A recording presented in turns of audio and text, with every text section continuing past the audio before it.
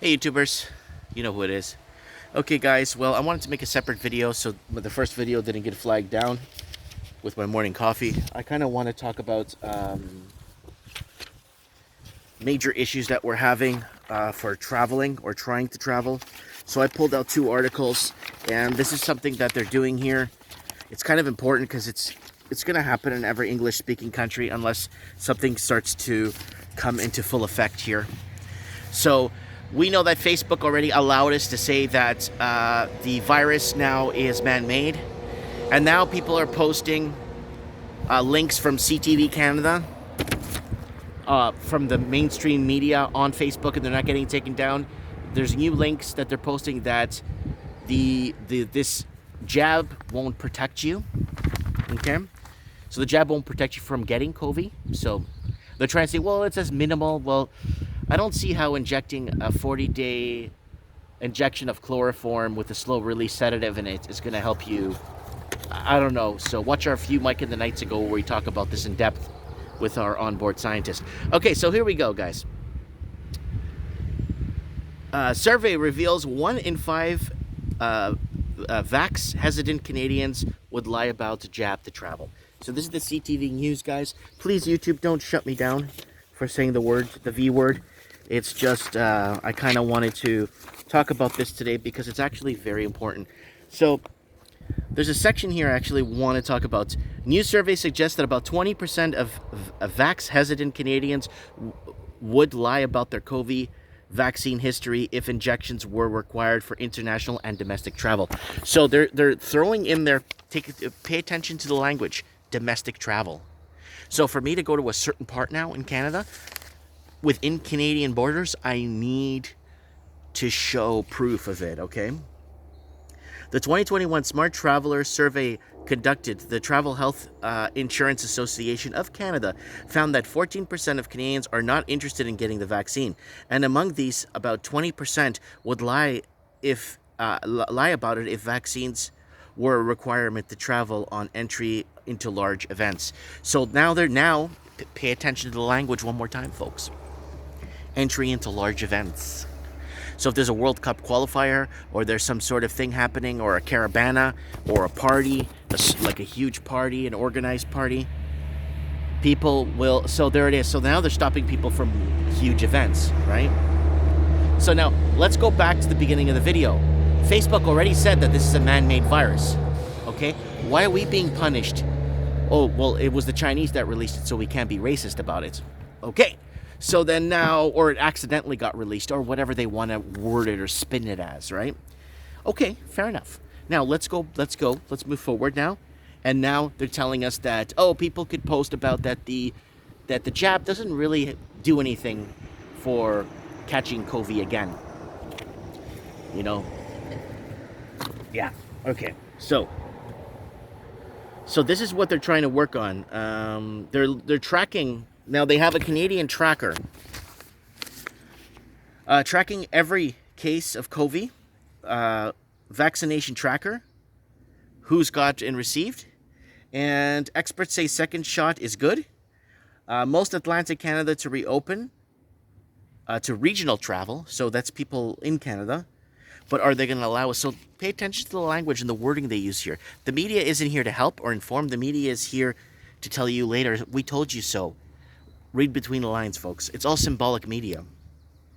Red Cross called in to help amid Delta variant. So the Delta variant now is going nuts. I don't even know what it is, or ball juice variant. Okay. So I wanted to read a bit of that for you guys. And another thing that you got to pay attention to the language is they are finding people who lie. And so, 2 travelers slapped with hefty fines for presenting fake COVID test results at Toronto Airport, says Transportation Canada. Okay, so that's a big issue. So, Canadian citizens from the Center of Global Novel. So, there it is. So, it's Canadian citizens. I don't think investors coming in are going to be hit hard. If you're an investor coming into Canada, I don't think this applies to you. Quarantining doesn't apply to them already. And during the 2020 lockdown, when billions of dollars are brought here from Hong Kong, A lot of those people weren't even quarantined or checked at the airports. So, okay, the government in Canada continues to strongly advise Canadians that this is not the time to travel. Again, they've been saying this. Our great leader went to Europe and didn't have to stay in a quarantine hotel for Europeans. They call it quarantine hotel for Europeans because it's just for Europeans, right?